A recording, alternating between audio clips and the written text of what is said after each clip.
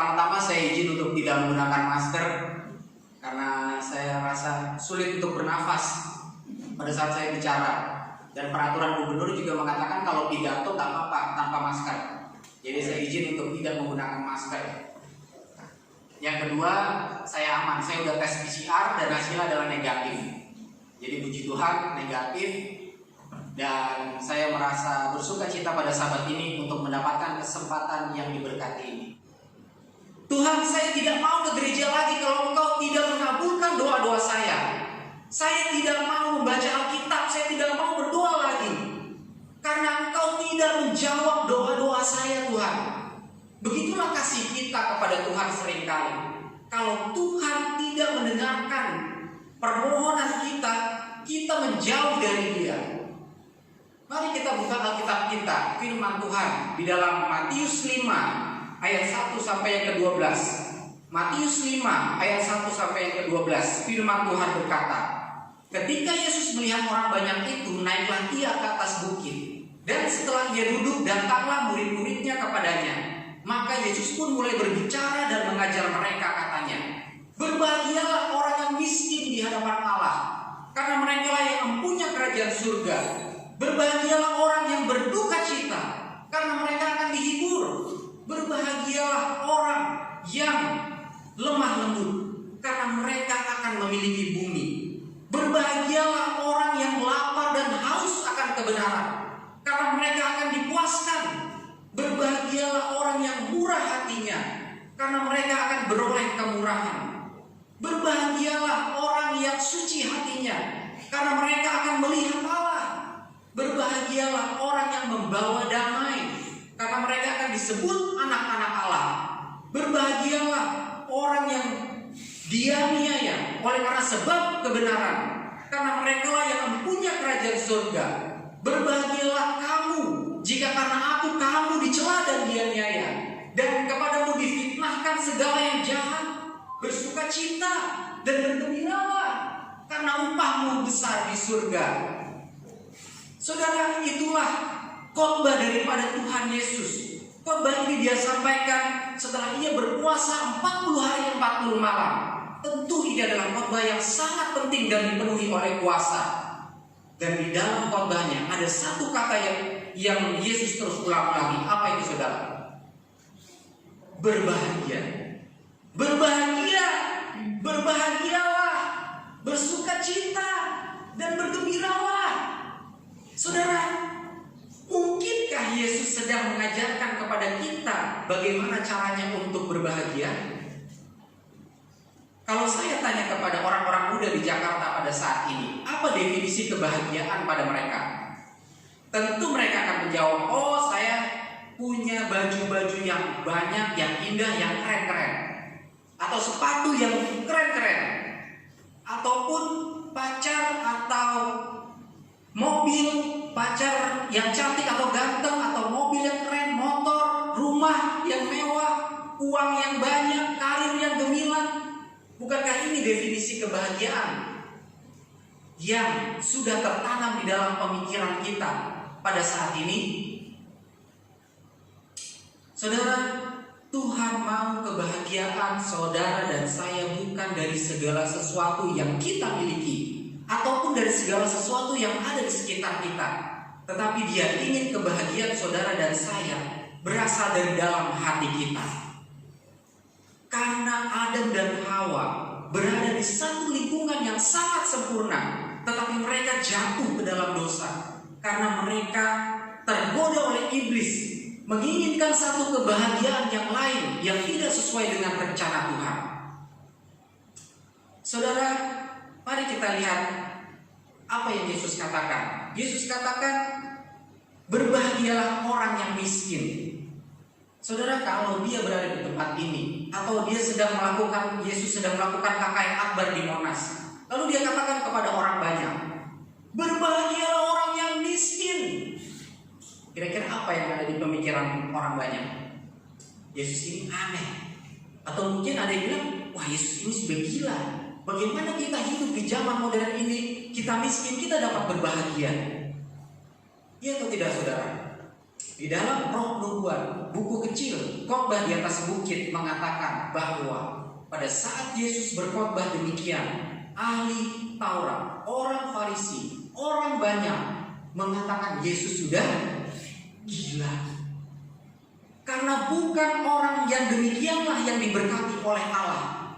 Mereka menganggap orang yang diberkati oleh Allah adalah orang-orang yang kaya, kedudukan tertinggi, terhormat, dipuji-puji. Mereka tidak suka kata-kata miskin, duka cita, lemah lembut, murah hati, suci, dianiaya. Mereka tidak suka kata-kata ini. Sehingga Yesus pun mereka tolak. Mereka ingin Yesus datang sebagai raja. Tapi kenapa lahir di kandang domba?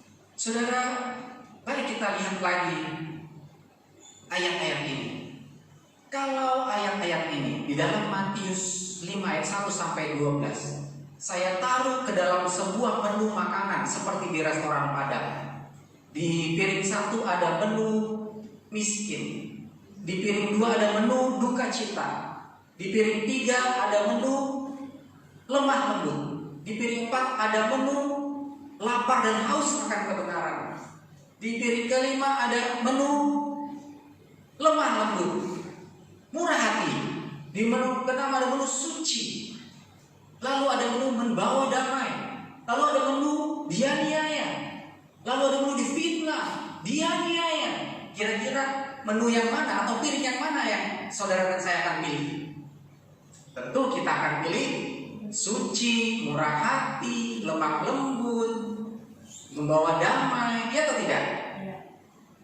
Tetapi Yesus mengatakan sampai 3 kali bahwa menu kebahagiaan yang saudara dan saya harus miliki adalah dianiaya. Karena sampai 3 kali Yesus ulang-ulangi bahwa jika engkau dianiaya oleh karena sebab kebenaran, kaulah yang punya kerajaan surga. Kalau gitu, berkat yang tertinggi yang saudara dan saya bisa miliki sebagai umat Tuhan di akhir zaman ini adalah dianiaya. Kalau kita mengabarkan atau bersaksi tentang firman Tuhan, tentu kita pasti dianiaya. Coba saja kalau saudara mempertahankan kebenaran, karena tidak ada seorang hamba hidup lebih daripada tuannya. Sebagaimana Yesus telah dianiaya di atas dunia ini, maka saudara saya dan saya pun harus dianiaya di atas dunia ini. Mungkin kita belum dianiaya secara fisik, mungkin kita baru dianiaya secara yang lain, mental, ataupun kita sudah dianiaya secara rohani. Kita tidak tahu, kita sendiri masing-masing yang tahu. Jadi menu kebahagiaan yang tertinggi yang saudara dan saya bisa miliki sebagai umat Tuhan di akhir zaman adalah dianiaya. Saudara terima atau tidak, itulah menu kebahagiaan yang tertinggi. Oke, setelah kita pulang dari sini, saudara sudah mendengar khotbah, lalu oke, saya siap untuk dianiaya. Tidak bisa, saudara. Saudara tidak akan pernah bisa bertahan di dalam penganiayaan kalau saudara belum menjadi orang-orang yang membawa damai. Dan saudara belum bisa menjadi orang yang membawa damai kalau saudara belum menjadi orang yang suci hatinya. Dan saudara belum bisa menjadi orang yang suci hatinya kalau saudara belum menjadi orang yang murah hati. Dan saudara belum bisa menjadi orang yang murah hati kalau saudara belum bisa merasa lapar dan haus akan kebenaran. Dan saudara tidak akan pernah bisa merasa lapar dan haus akan kebenaran kalau saudara dan saya belum mempunyai hati yang lemah lembut. Dan saudara dan saya tidak bisa mempunyai hati yang lemah lembut kalau kita belum berduka cita akan dosa-dosa kita. Dan kita belum bisa merasa berduka cita akan dosa-dosa kita kalau kita belum merasa miskin di hadapan Allah. Saudara, yang pertama-tama sebelum kita siap untuk dianiaya adalah kita harus merasa miskin di hadapan Allah. Apa artinya miskin, saudara? Miskin ini artinya kita tidak punya. Dan kalau kita tidak punya, kita akan merasa apa? Kita akan merasa butuh. Perasaan membutuhkan Yesus inilah yang akan membawa saudara dan saya memandang kepada Yesus. Karena tanpa Yesus, semua yang saudara miliki dan semua yang saudara cita-citakan tidak ada artinya. Karena hanya Yesus yang bisa menyelamatkan saudara dan saya dari dunia ini untuk masuk dalam kerajaan surga. Saudara, untuk menutup renungan saya pada siang Sabat ini, ada satu cerita yang nyata di dalam lagu Sion kita. Sebuah kisah nyata dari seorang yang bernama John Newton. John dibesarkan oleh seorang ayah Kristen yang sangat setia, dan ayahnya ingin John jadi seorang yang suci. Tapi John sangat cinta akan uang. Dia akan lakukan apa saja untuk uang. Dan John berpikir, kalau dia tinggal terus dengan ayahnya, dia akan sulit untuk mendapatkan uang yang banyak.